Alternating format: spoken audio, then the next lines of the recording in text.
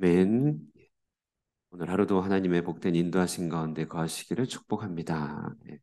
오늘 아침에는 도리어라고 하는 제목으로 하나님 말씀 함께 나누겠습니다. 얼마 전에는 그러나라고 하는 제목의 말씀 나눴는데 우리 신앙 세계 안에는 분명한 반전의 진실이 있죠. 그러나 신앙.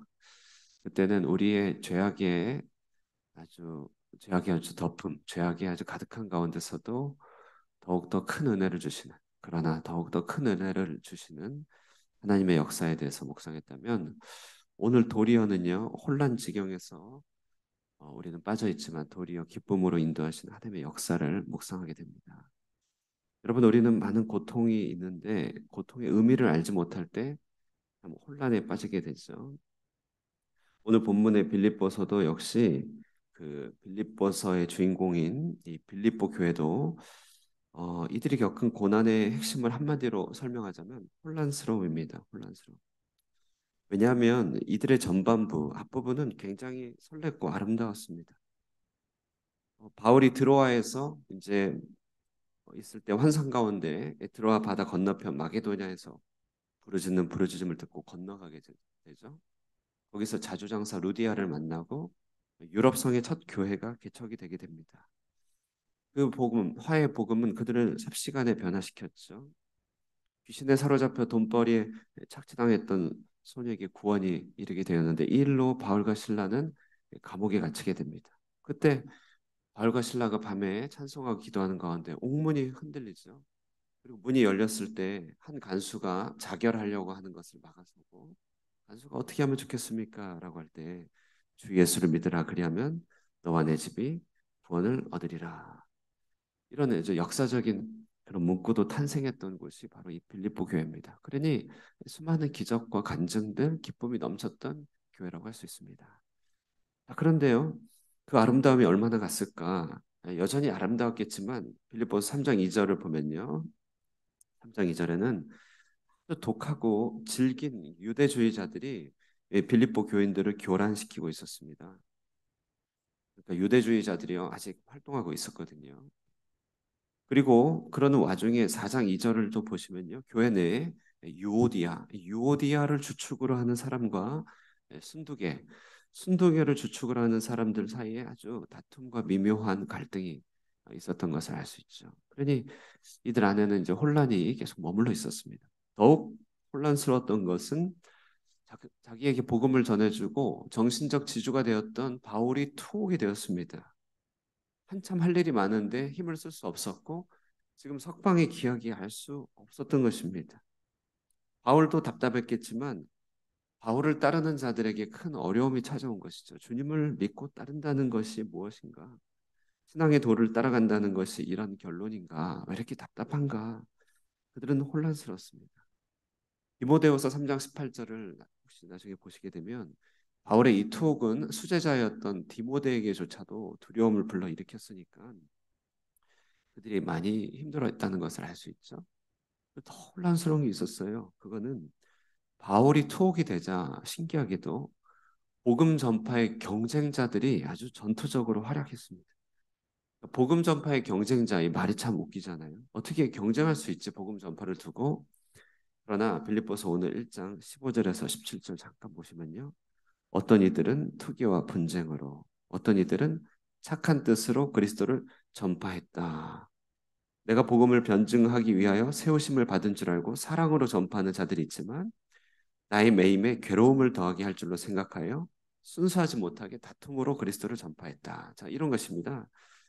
그러니까 이제 당시 세계 속에 들어가 보면 무수한 복음 증거자들이 경쟁적으로 복음을 전했는데, 그런데 아마 유대주의적인 그리스도인이었던 것 같습니다. 바울이 투옥이 되니까 너 거기 있지? 이제 너 활동하지 못하지? 아유, 약 올라봐라. 메롱하면서 자신들이 복음을 전파했다는 것이에요. 그러니까 이들은 복음 전파와 자신의 유명세와 자신의 철학적인 사조를 전하는 것에 관심이 있었겠죠. 바울은 거기에다가 오늘날의 용어로 너무 넘사벽이었기 때문에 아주 시기비방하는 사람들이 도처에 많이 있었습니다. 바울은 예수의 직제자가 아니었습니다. 그를 폄하했겠죠. 그러니 바울도 그렇고 빌립보 교인도 그렇고 이 바울의 투옥을 계기로 정말 힘들었던 것입니다. 그런데 그렇게 힘들었던 빌립보 교회에 편지를 쓰기를 바울은 이 서신서에 기쁨이란 단어를 무려 네 번이나 반복해서 하고 있어요. 여러분, 이 기쁨이 혼란 가운데 있었던 미약한 초대 교회 가운데서 충분히 가능하다는 것을 보여주는 서신이 바로 빌립보서였습니다. 자, 그럼 어떻게 바울이 이런 혼란 가운데서 그 혼란의 지경을 뚫고 기쁨을 샘솟게 하였는가?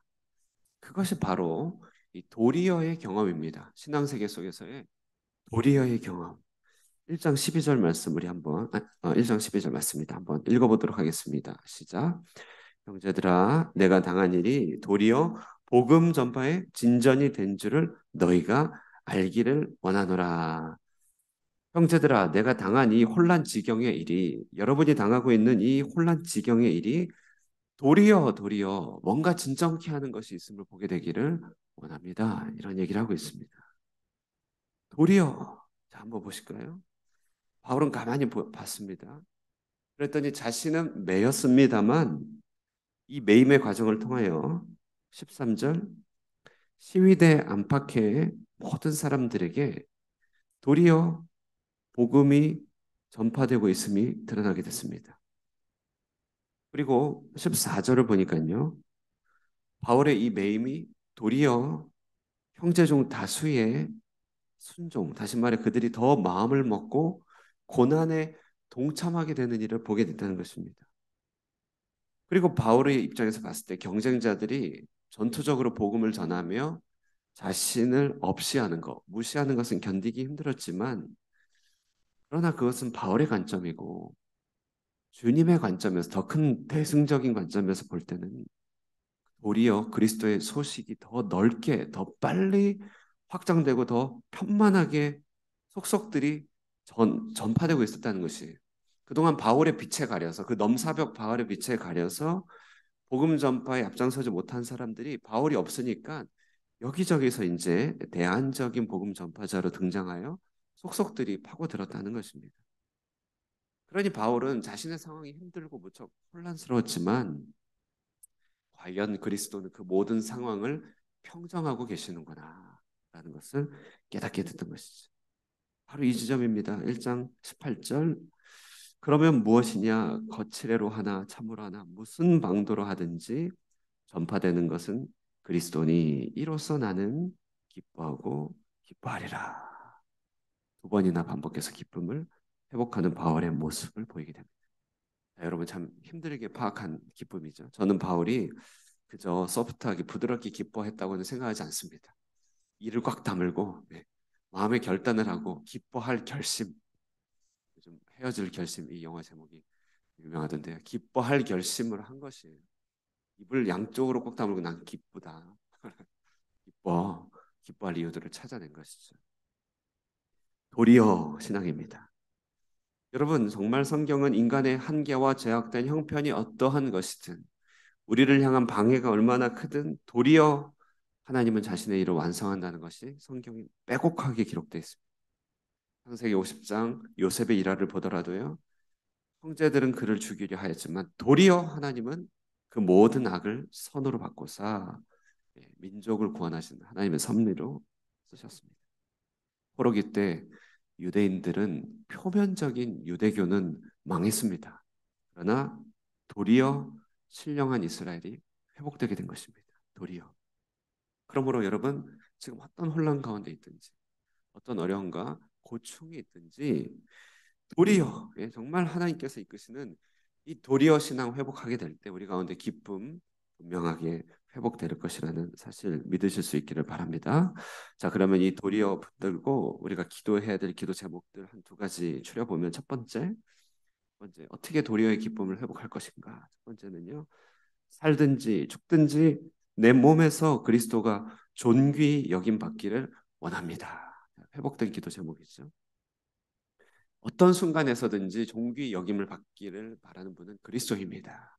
그리스도의 존귀 여김 받기를 가장 원합니다. 이것이 우리 도리어의 신앙의 아주 중추적인 기도 제목입니다. 한번 생각해 볼까요? 바울이 매임 이후에 혼란 지경에 빠졌을 때 시선과 관심이 온통 자기 자신에게만 집중됐다면 바울에게 이런 기쁨이 가능했겠습니까? 도리어 그리스도의 평정을 바라볼 수 있었겠습니까? 전혀 그렇지 않죠. 신앙세계의 모든 혼란은 이 앞뒤가 바뀌는 것입니다. 그리스도의 이름을 통하여 내가 존귀 여김을 받기를 바랄 때 모든 혼란이 거기서부터 시작되는 것 아니겠습니까? 그러므로 우리는 간절히 사모해야 되는 것은 뭐냐면요. 우리 안에 그리스도가 존귀 여김 받기를 바라는 마음을 간절하게 회복시켜 달라고 기도해야 됩니다. 정말 주님, 나를 통하여 그리스도 회복되길 원합니다. 심지어는 내가 없어도 그리스도의 이름만 존귀 여김을 받으면 나는 감사합니다. 그러나 할 수만 있다면 나를 통하여 그리스도의 존귀함을 드러내 주시고 그리고 정말 그리스도의 이름이 넓어져 가는 것을 내가 보게 하옵소서. 이것이 바로 도리어 기쁨의 신앙이라는 것이죠. 우리 삶 가운데, 우리 교회 가운데, 우리의 섬김 가운데 그리스도만이 존귀 여김을 받기를 바란다면 우리는 결코 막혀지는 법이 없을 줄 믿습니다. 두 번째, 우리가 함께 기도해야 될 기도 제목은 뭐냐면요. 나 자신을 온전히 비우게 하소서입니다. 나 자신을 온전히 비우게 하소서. 21절에 이는 내게 사는 것이 그리스도니 죽는 것도 유익함이라라고 말하고 있습니다. 내 속에 그리스도가 존귀 여김 받기 위해서 역으로 나는 비워야 됩니다. 우리는 혼란과 고통의 시간이 빨리 끝나기를 바라는 마음이 너무 크겠지만 그래서 불평이 되겠지만 신앙의 표층의 세계, 다시 말해 외형, 조직, 건물 형태, 모임 이런 것들이 약해지고 깨어짐으로 무너지게 되는 것들이 있겠지만 그러나 이런 모든 외형의 무너짐이나 혼란을 통해 주께서 우리가 온데 주기를 원하시는 것은 바로 우리 자신을 온전히 비우도록 하는 자유와 가벼움의 삶입니다. 왜죠? 우리 자신이 비워지지 않으면 우리는 하나님을 만나지 못하게 되기 때문에 그렇죠. 하나님의 이름을 부르지만 교제가 없기 때문에 그렇습니다. 비우지 못하는 내 자신이 내 스스로를 결박하고 억압합니다. 결국 천국에 가지 못하게 하는 이 속사람의 속성들, 세상의 유혹들, 이게 다 우리 안에 비우지 못한 자아의 문제 아니겠습니까?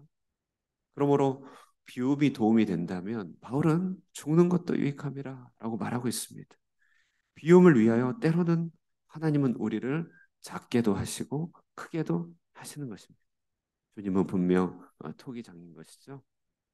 바울은 이 모든 혼란과 어려움과 답답한 현실, 일이 진전되지 않는 이런 답답한 현실을 불평이나 원망의 시간표로 보지 않고 자기 비움의 시간으로 받아들였다는 것입니다.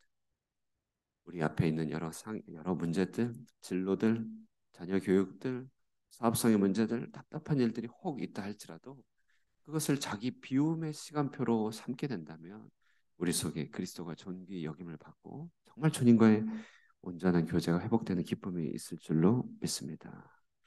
바울의 입술에 계속 맴돌고 있는 찬양이 이제 내일 본문에서 나오는데요. 너희 안에 이 마음을 품어라. 곧 그리스도 예수의 마음이니 그는 자기를 비워 종의 형체와 같게 하셨다. 오늘 이렇게 도리어의 신앙을 잠시 묵상하게 됩니다.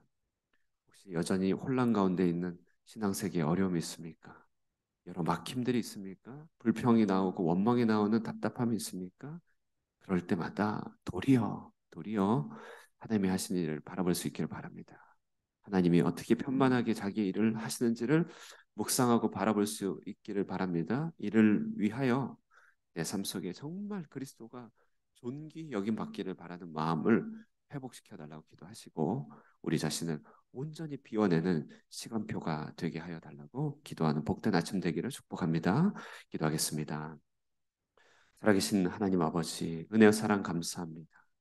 우리 삶 가운데 하나님의 사랑과 긍휼 풍성한 인도하심에 따라 우리에게 수많은 기쁨과 감사가 넘치지만 그러나 때로는 하나님 여전히 가로막혀 있는 것들 혼란스러운 것들이 많이 있음을 고백하며 주님 앞에 엎드립니다. 그러나 주님, 이 고통 가운데서 우리 하나님을 바라볼 때 오늘 말씀을 통하여 들려주신 이 음성, 도리어 기쁨의 신앙을 회복해 하심을 경험하게 됩니다. 하나님, 우리는 답답하지만 도리어 하나님은 일하고 계시고 우리는 가로막혀 있지만 도리어 그리스도의 이름이 널리 전파되는 것들을 바라보게 됩니다. 그러므로 하나님, 오늘도 이 자리에서 우리 삶 가운데 오직 그리스도 예수만이 존귀 여김 받기를 바라는 마음을 회복시켜 주시고, 하나님 우리 안에 여전히 비우지 못한 것들이 있다면 이 혼란하고 답답한 시간표들 가운데서 우리 자신을 온전히 비워내어 하나님만으로 가득 채워지는 복된 성도 될 수 있도록 축복하여 주시옵소서.